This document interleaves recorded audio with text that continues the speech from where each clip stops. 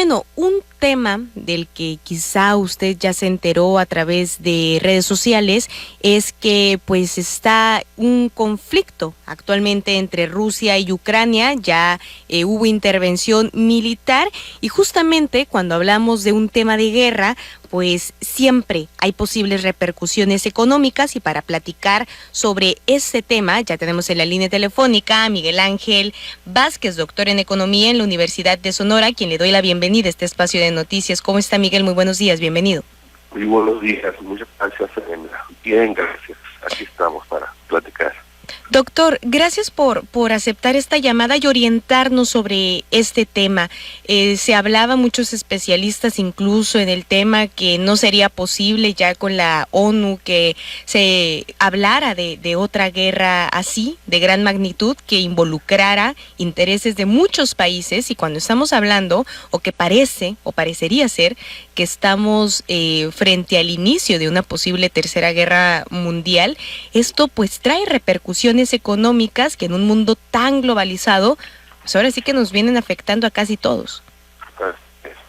Sí. Bien, yo creo que este conflicto lo que hace es pues reeditar el viejo problema de la Guerra Fría entre Estados Unidos y lo que fue la Unión de Repúblicas Soviéticas y Socialistas, la URSS. Ya es que después de la Segunda Guerra Mundial, hasta cerca de los 80 del siglo pasado, siempre estuvieron enfrentados Estados Unidos y Rusia, hasta que finalmente recordar que se cae el muro de Berlín, que igual que Rusia entra en un proceso de reforma donde el sistema socialista que había pues poco a poco va desapareciendo, y los países que integraban a la URSS pues van tomando independencia y buscando entrar a hacer economías de mercado. Bueno, hasta ahí creo que es una etapa. Luego ya, después de que sucede esto, empiezan a regionalizarse conflictos. Me parece que este es uno de ellos. En el caso de Ucrania, pues es un país grande, un país colindante con Rusia, y bueno, hay regiones que han seguido simpatizando con Rusia, como esta región de Donetsk y Lugansk. Incluso regiones donde solamente se habla ruso. Exactamente. Pero mientras esto sucedía, de que estas regiones donde solamente se habla ruso, que simpatizan con Rusia, bueno, poco a poco fueron siendo rodeadas por instancias militares de la OTAN. Recordar que la Organización del Tratado del Atlántico Norte pues es una vieja agrupación militar que ahora tiene vigilada con equipo toda esa región. Entonces, de repente se focaliza el problema ahí, y los dos líderes de antaño, pues Rusia y Estados Unidos por el otro, empiezan a enfrentarse. Y claro, en un principio el gobierno, el presidente ucraniano estaba manifestando su vinculación fuerte con Estados Unidos y esperando que Estados Unidos respondiera con equipo militar. O sea, Biden dice, no vamos a enviar equipo militar, sin embargo está la OTAN, pues, y Estados Unidos pertenece a la OTAN. O sea, y los países europeos, Francia, Alemania, pertenecen a la OTAN, y los viejos países que pertenecían a la URSS también pertenecen a la OTAN. Entonces los rusos, o el gobierno de Putin se siente amenazado por esta presencia de la OTAN, insisto, liderada por Estados Unidos, y bueno, entonces se encamina a tratar de favorecer a los grupos estos independentistas, ¿no? Así entonces, Yo por eso digo que es una reedición de los viejos conflictos que había después de la Segunda Guerra Mundial. Sí, porque en términos coloquiales, ¿no? Podemos decir que es una cobija que siguen arrastrando incluso por la misma historia en común que tienen Rusia y Ucrania, que comparten también muchos factores culturales que finalmente unen a estos países, pero por el otro lado vemos un bloque de países bastante fuertes, todos estos que pertenecen a la OTAN, y como siempre, cuando estamos hablando ya de un conflicto internacional, pues aparece por ahí también Alemania, ¿no? Causando pues también que puede ser conflicto de interés en cuestión del gas, que hay ya un gasoducto que conecta directamente a Rusia y Alemania para que ya no tenga que depender de alguna manera de Ucrania, y eso también pues iría en contra de lo que es favorable para la economía de Ucrania. Así es. Así es, y definitivamente esto involucra justamente un problema de suministro, ¿no? De suministro tanto de petróleo como de gas. Y esto porque Rusia abastece aproximadamente un 30% del petróleo de Europa. Y más o menos ahí a grandes rasgos un 40% del gas, ¿no? Del gas que se consume en Europa, y del gas natural que se consume en Europa. Entonces involucra ya un problema, insisto, de abasto. Si Rusia intensifica el conflicto, pues seguramente le va a cerrar la llave a estos recursos, ¿no? Y al cerrarle la llave al gas, sobre todo al gas que abastece a Europa, pues lo que yo estaría pensando es de que quien tendría que entrarle ahí a apoyar sería Estados Unidos, ¿sí? Sería Estados Unidos como principal exportador que es de gas a nivel mundial. Y si Estados Unidos le entra a abastecer, pues evidentemente que habrá repercusiones mundiales, y particularmente para México, ¿no? Porque nosotros consumimos un 70% del gas de Estados Unidos. Entonces, sería previsible que en el mediano o en el largo plazo, pues el gas subiera de precio, ¿no? Pero en ese sentido, ¿México no tiene la capacidad de generar su propio gas?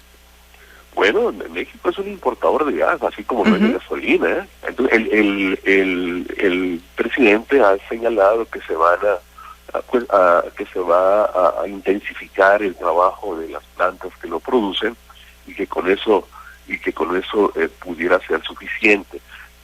Sin embargo, la tendencia histórica de los últimos, al menos los últimos 10 años, al menos, porque yo creo que son 15 a 20 años, hemos estado comprando gasolina y gas. Recordar que en Texas hay grandes reservas pues que tiene Estados Unidos, tanto de gas como de petróleo, y ha sido parte de este producto exportado a México. Habría que ver, y lo que sí sería previsible, creo yo, en caso de que Estados Unidos entre a abastecer a aquellas regiones, sería evidentemente un incremento de los precios, ¿no? Pues esperaría pues de que en México haya reservas o haya la posibilidad de que las plantas que se tienen abastezcan, pero las tendencias históricas y otras experiencias lamentablemente van en contrario, ¿no? En ese sentido, cuando hablamos ya de las repercusiones que pudiera traer este enfrentamiento entre Rusia y Ucrania para el caso de México, ¿en qué otras áreas también pudiéramos vernos afectados? Bueno, paradójicamente hay otra área, otro campo que yo creo que le favorece a México. Me refiero al incremento de los precios del petróleo. El petróleo subió a casi $100, ¿no? Bueno, pues en los criterios de política económica de México, el precio del petróleo está estipulado en $55 el petróleo. Con ese precio se hizo el presupuesto para el 2022. Entonces, ante un incremento de los precios del petróleo, pues lo que México exporta, pues le daría evidentemente más recursos. Por eso digo que paradójicamente la guerra estaría apoyando pues más recursos de origen petrolero, aunque ahora no somos un super exportador, pero sí estamos exportando. Pero pudiéramos llegar a hacerlo. Sí, yo creo que, esa es la idea, ¿no? Esa es la idea, de generar condiciones para que México sea otra vez un país petrolero. Entonces, y en este sentido, aprovechando, doctor, su experiencia en economía, pues el presidente de México ha sido criticado en diversas ocasiones por estas decisiones que ha tomado por apostarle todavía el tema de las refinerías. Vemos por un lado Dos Bocas, la adquisición de Deer Park. En ese sentido, estamos hablando de que pues fueron buenas decisiones las del presidente, ¿no? Yo creo que sí. Mira, yo creo que buscar tener soberanía, sobre todo en recursos energéticos, en este mundo globalizado, que son fundamentales. Es clave, yo creo que es fundamental. Yo pienso que todo lo que se haga a favor de generar condiciones para tener nuestros propios recursos y no estar dependiendo de eventualidades como justamente la que estamos viendo, es positivo. Y yo esperaría pues que las refinerías y los esfuerzos que hay, tuvieran un buen desenlace en términos productivos, y que no tuviésemos esta dependencia tan tremenda que tenemos, y sobre todo de Estados Unidos, ¿no? Claro, y en ese sentido yo siento que también la parte pues ya política se ha manejado bien al mantener pues ahora sí que son de paz con todos los países, el llamar a que no exista una guerra. Sin embargo, pues vimos que esta guerra pues de alguna manera ya empezó. No sabemos cuánto tiempo va a perdurar, no sabemos si va a haber alguna, pues no sé, que ceda Rusia y lleguen a estos acuerdos con la ONU. Sin embargo, pues ya estamos viendo que en el caso del canciller, pues está viendo políticamente neutral. O sea, que es la política exterior de México, con las características que siempre tuvo, la mejor política exterior de México, de política de principios, de no intervención en los problemas de otros países. Bueno, pareciera ser que se está reactivando, ¿no? Que se está reactivando, y bueno, aunque México ha criticado la invasión, ¿verdad? Pero hasta donde veo, pues en general se está buscando tener una política de neutralidad para no meterse en conflictos que no le competen a México, evidentemente, ¿no? ¿Económicamente esto nos beneficia o pues no pasa nada? Pues mire, yo creo que en esto que le decía, en términos de balanza comercial, pudiera beneficiarnos en ingresos de divisas petroleras, pero todavía, insisto, hay tiempo para ver si la cuestión del abasto del gas, si Estados Unidos le entra en el mediano plazo a abastecer a Europa, bueno, ahí nos estaría perjudicando, pero no hay certidumbre al respecto. Y económicamente hay otro detalle, el precio del dólar. El precio del dólar, el peso se depreció inmediatamente en un 1.6%. O sea, subió de precio, pues, el dólar, ¿sí? Al subir de precio el dólar hay una depreciación del peso. Esto tiene otra paradoja en economía, porque si aumenta el precio del dólar, pues los exportadores querrán exportar, ¿no? Porque les van a dar más pesos por dólares, ¿sí? Pero, por el otro lado, como somos el país que compramos insumos y materias primas a Estados Unidos, bueno, pudiese ser un elemento que impactara los precios. Y recordar que en precios en este momento nosotros tenemos una inflación de poco más de 7%, ¿sí? Entonces pudiera la depreciación del peso, el dólar más alto, pudiera impactar precios y nuestra inflación pudiera ir más alta. Entonces, como vemos, la economía es de claros oscuros, de que si se mueve una variable, se mueven otras variables. El denominado efecto dominó.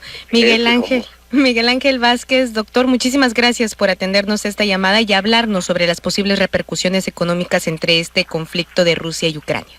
Muchas gracias a usted, Selena. Muy buenos días y buenos días a la auditoria. Gracias, son las 8 de la mañana.